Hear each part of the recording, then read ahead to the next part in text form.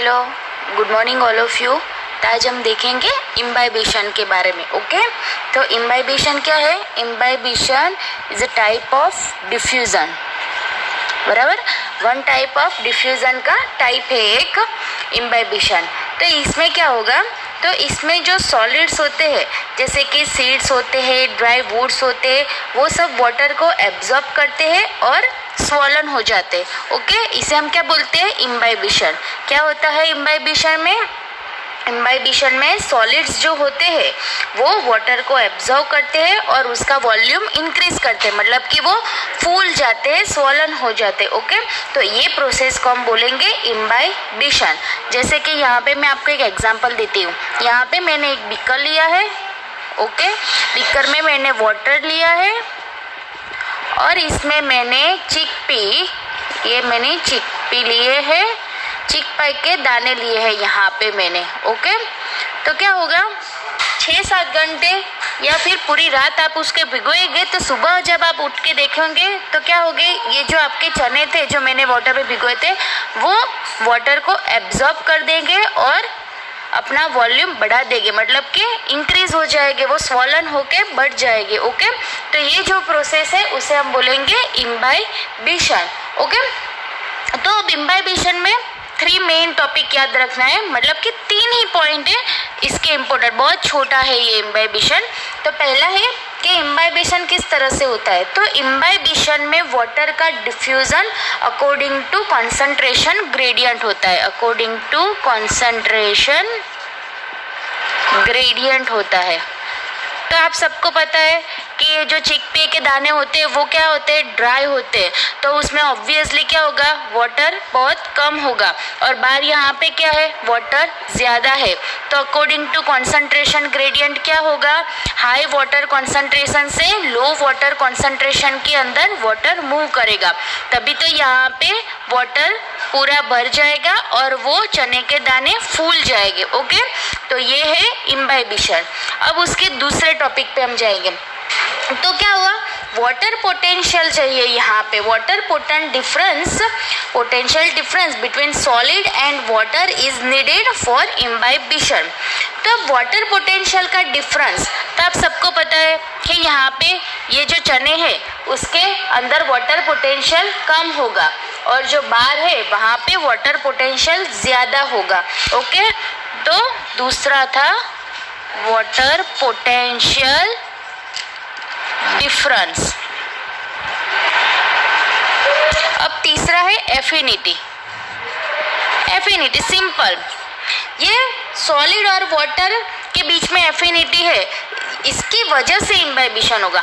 अगर यहाँ पे मैं कोई प्लास्टिक रख दूंगी या कोई स्टोन रख दूंगी तो उसके अंदर पानी नहीं जाएगा क्योंकि उसके बीच में एफिनिटी ज़्यादा नहीं है। और यहाँ पे ये जो चने हैं, मतलब कि ये जो सॉलिड लिया है मैंने, उसके और वाटर के बीच में एफिनिटी है, मतलब रिलेशन है एक टाइप का, तभी वहाँ पे सॉलिड वाटर को एब्जॉर्ब करेगा, अट्रैक्ट करेगा। ओके, तो इम्बाइबिशन आपका क्लियर है, बहुत ही स्मॉल टॉपिक है ये। ओके, 3 पॉइंट आपको यहाँ पे याद रखना है कि imbibition according to concentration gradient होता है, यहाँ पे वाटर पोटेंशियल डिफरेंस रिक्वायर्ड होता है और एफिनिटी रिक्वायर्ड है।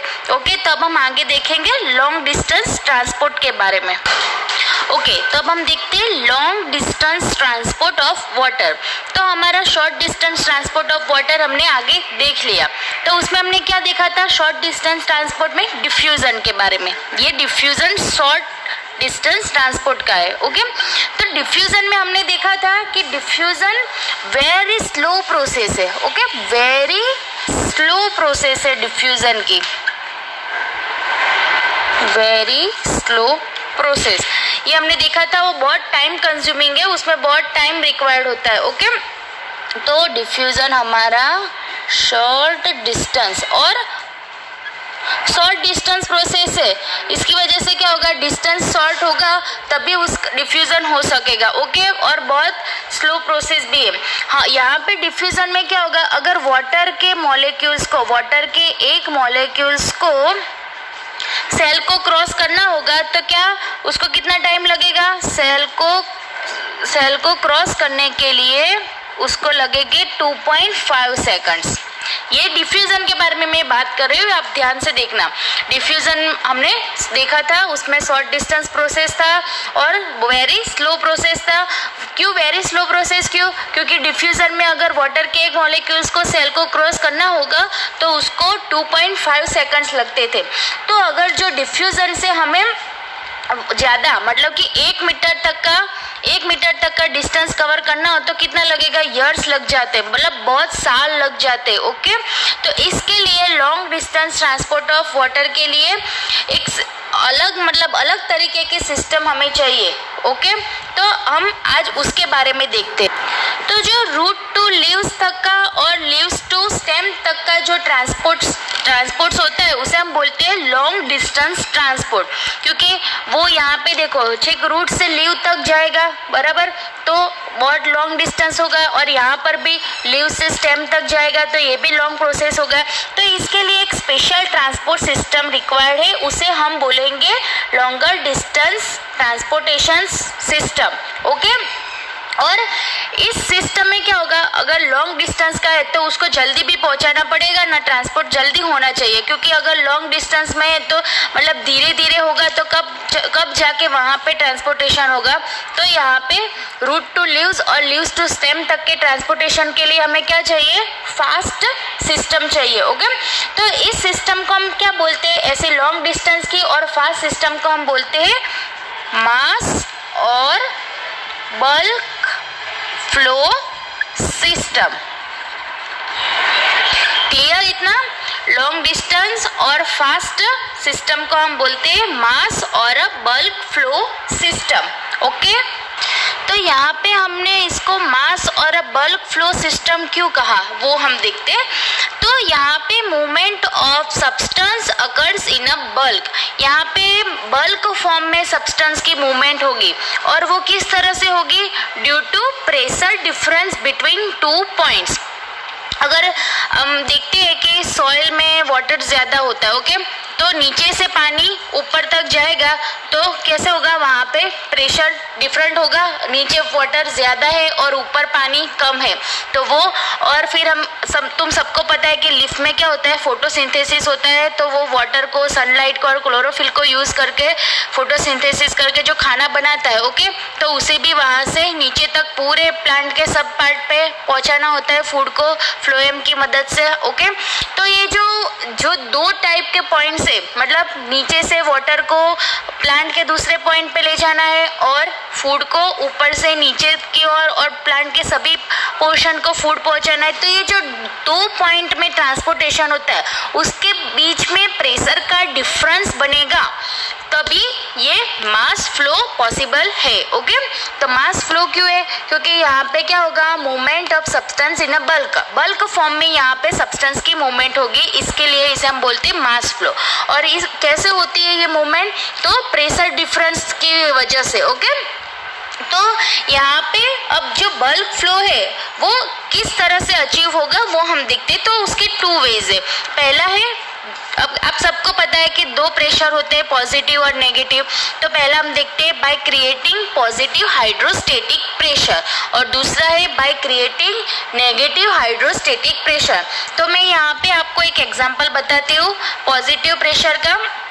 तो जब हम गार्डन में वाटर प्लांट को देते हैं तब आपको पता है हम जो पाइप यूज़ करते हैं, गार्डन वाटरिंग पाइप, तो वाटर, उस पाइप में क्या होता है? वाटर फ्लो मतलब ज़्यादा होता है, वहाँ पे पीछे से पानी का फोर्स होता है।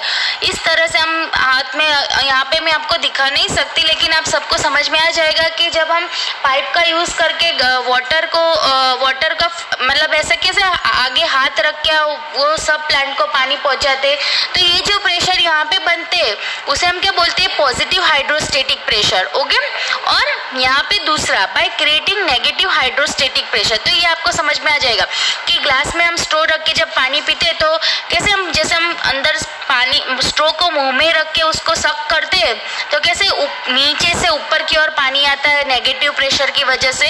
तो यहाँ पे मैंने उसकी बात की है, मैंने आपको PDF में लिख के बताया है सब, आप एक बार PDF भी ध्यान से देखना। ओके, तो एक बार फिर से आप देख लो, by creating positive hydrostatic pressure. यहाँ पे हम जो गार्डन में प्लांट्स को पानी के लिए जो पाइप यूज करते हैं उसमें जो प्रेशर बनता है उसका ये एग्जाम्पल है। ओके, और नेगेटिव हाइड्रोस्टेटिक प्रेशर में क्या है, जो हम सक्शन करते हैं ग्लास में से पानी या कुछ भी, हम जैसे कि थम्सअप पी रहे हैं या कुछ भी पी रहे हैं, तो वहाँ पे जो हम सक करते हैं तब जो प्रेशर बनता है वो है नेगेटिव हाइड्रोस्टेटिक प्रेशर। तो हमारे प्लांट में भी इस तरह से दो प्रेशर बनते हैं, पॉजिटिव हाइड्रोस्टेटिक प्रेशर और नेगेटिव हाइड्रोस्टेटिक प्रेशर। और ये दोनों प्रेशर की वजह से ही इतने सारे सब्सटेंस बल्क फॉर्म में जो होते हैं उसका ट्रांसपोर्टेशन होता है। ओके, तो ये जो बल्क मूवमेंट होती है सब्सटेंस की, वो प्लांट के वस्कुलर बंडल से होती है और उसे हम क्या बोलते हैं, ट्रांसलोकेशन। तो कौन से दो हाईली स्पेसिफिक वस्कुलर बंडल यहाँ पे यूज होते हैं वो मैं दिखाती हूँ आपको। तो पहला है जाइलम और दूसरा है फ्लोएम। तो आप सबको पता है जाइलम में क्या होता है, वाटर का ट्रांसपोर्टेशन होता है, और फ्लोएम में क्या होता है, फूड का ट्रांसपोर्टेशन होता है। ओके, तो मैं यहाँ पे एक बार देख लेते हैं जाइलम में क्या होगा, water, mineral salts, organic nitrogen and hormones का ट्रांसपोर्टेशन होगा। कहाँ से, तो रूट से लीव्स तक, क्योंकि पानी कहाँ होता है, नीचे सॉइल में होता है, तो रूट से लीव्स तक जो ट्रांसपोर्टेशन होगा वो जाइलम के थ्रू होगा। ओके, और यहाँ पे हम देखते हैं फ्लोएम में, तो फ्लोएम में क्या होगा, फूड का ट्रांसपोर्टेशन होगा। कौन कौन से, तो ऑर्गेनिक एंड इनऑर्गेनिक सॉल्यूट्स जो होते हैं उसका ट्रांसपोर्टेशन होगा। तो यहाँ पे देखो, लीव्स से other parts of the plants. तो आप सबको पता है कि लीव्स में फोटोसिंथेसिस होके फूड बनता है और फिर वो प्लांट्स के जो डिफरेंट पार्ट्स होते हैं वहाँ पे पहुँचता है। ओके, तो ये फ्लोएम के थ्रू होता है। ओके, तो आज का इतना क्लियर है आपको। Bye friend, take care.